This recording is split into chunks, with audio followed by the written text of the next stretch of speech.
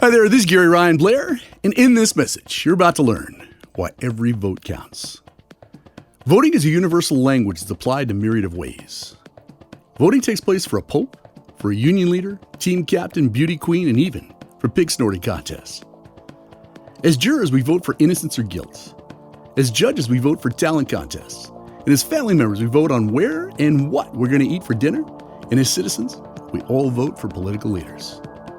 And while the range and the significance of each vote is diverse, one constant remains, and that is, every vote counts. The duties or the responsibility of a citizen in a democratic society can be separated into two groups: mandatory responsibilities such as paying taxes, and duties not demanded by law, such as voting. The right to vote is a duty and a responsibility, as well as a privilege. Modern democracies, including the United States, extend the right to vote to almost all responsible adult citizens. This inclusive voting right is known as universal suffrage. Indeed, one person, one vote is seen as a hallmark of a representative democracy. Abraham Lincoln best described democracy as government of the people, by the people, and for the people. And for that government to be by the people, however, requires the people decide who shall be their leaders.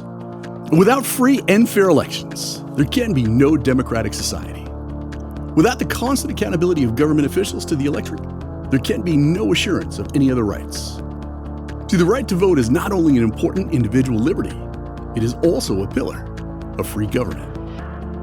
The right to vote is one of our most important civil liberties, and those who expect to reap the blessings of freedom must support the vehicle of freedom. By fulfilling your obligation to express yourself with the ballot, you will preserve the democratic system.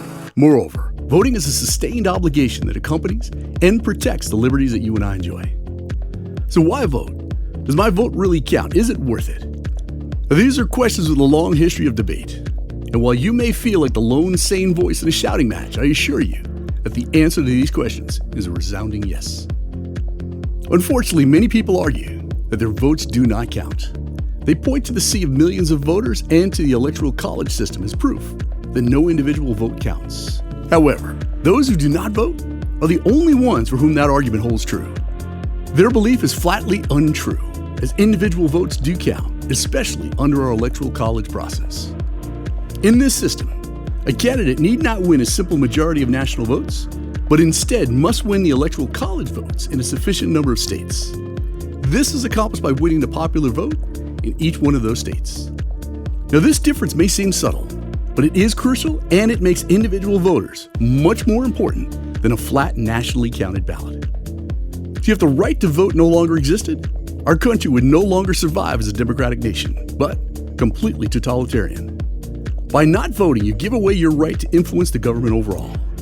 More importantly, however, not voting takes away the will of the majority that governs this country and replaces it with the will of the minority. Voting in any type of election, from local elections to presidential primaries, provides an important way to voice your opinions regarding elected leaders and overall policies.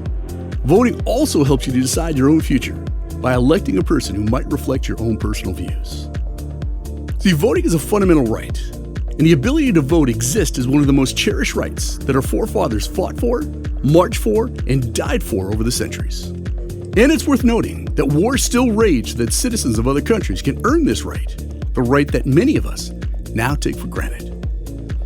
See, the act of voting is a right that should be used with the utmost consideration and care. Voting is so much more than just a right to be heard.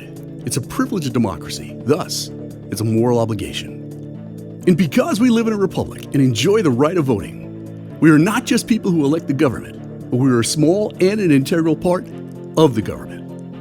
And of all the freedoms, the right to vote is perhaps the most important one. However, not all citizens vote. So why is that? Well, the reasons have historically included apathy, disillusionment with the political structure, and the common belief that their one vote will really not count in the long run. For so many reasons, they do not bother to vote, preferring instead to let others decide for them how their futures will unfold. Yet, there are other democracies in this world where people are protesting, fighting, and even dying for their right to vote. It was Thomas Jefferson in 1900 who put forward an important reason for voting with this quote.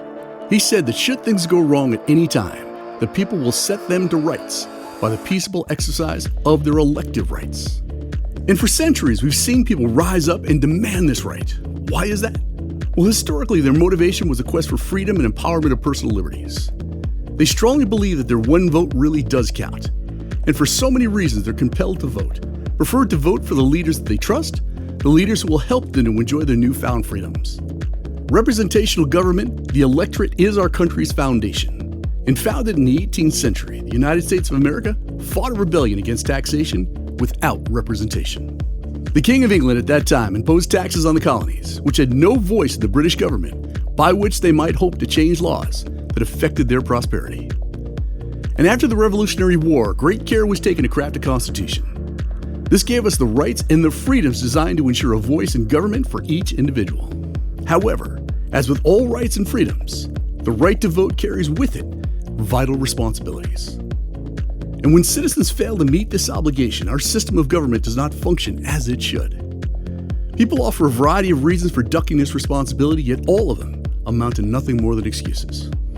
Still, those who refuse their duty feel no restriction on their right to complain. They will not voice their opinions when it matters most, yet they feel entitled to express them at all other times. See, few things are as pathetic and irresponsible in someone who complains about government, but who refuses to voice their opinion where it matters most, and that is in the voting box itself. So let's talk about democratic literacy. See, democracy demands an informed electorate. An informed electorate is a prerequisite for democracy.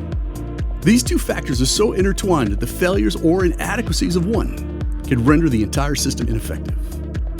And if voters do not know what is going on in politics, they cannot rationally participate in government policy. And without their participation, their needs and their wants cannot possibly be understood or realized. Now, this is particularly troubling in times of war or major conflict. And large issues such as healthcare, foreign policy, social security, education, and so many other areas of social and political importance. It's worth noting that inadequate voter knowledge has two major negative implications for democracy. First, it prevents any meaningful reflection on the will of the people in a democratic government. And second, voter ignorance imperils the instrumental case for democracy as a nation that serves the interests of the majority, as ignorance potentially opens the door for both elite manipulation and gross policy errors caused by politicians' needs to appeal to an ignorant electorate in order to win office. And that's a point worth repeating. Voter ignorance imperils the instrumental case for democracy as a nation that serves the interests of the majority, as voter ignorance potentially opens the door for both elite manipulation and gross policy errors caused by politicians' needs to appeal to an ignorant electorate in order to win office. And in order to vote with informed intelligence and exert meaningful influence over given issues, that means that voters at a minimum must take the time to become aware of an issue's existence, to develop an informed position on the issue, and to understand the opposing candidate's position on the issue as well. So let's now focus in on empowering youth. See, one measure of the strength of a democracy is the participation of its younger citizens. However, many young citizens are unfamiliar with the political process and the importance of voting unless they grew up in a family that was politically engaged or happen to take a civics class or a related course in school. And just like the work ethic, perhaps a voting ethic too can be learned. See, we must impress upon our younger citizens the truth, and that is that voting is a social duty that directly affects their life and their future. Time, energy, and a focus on democratic freedoms must be invested in younger citizens, as the creation of an entire generation of non-voters could have detrimental consequences for decades to come. See, if concerned parties do not step up, the so-called snowball effect threatens to decimate the importance of voting for future generations. Just think about it. How can anyone expect today's younger citizens to advocate voting to their own children when they don't care enough to vote themselves? Let me wrap this up with one last insight. All rights carry with them responsibilities and obligations. Our rights deserve our utmost attention and our vigilant protection. And achieving the right to vote has proven to be a hard-fought accomplishment for all races and genders throughout history. So now that each and every citizen in our country has the right to vote in any given election, they must exercise this right. So let your voice be heard. Get out there and vote.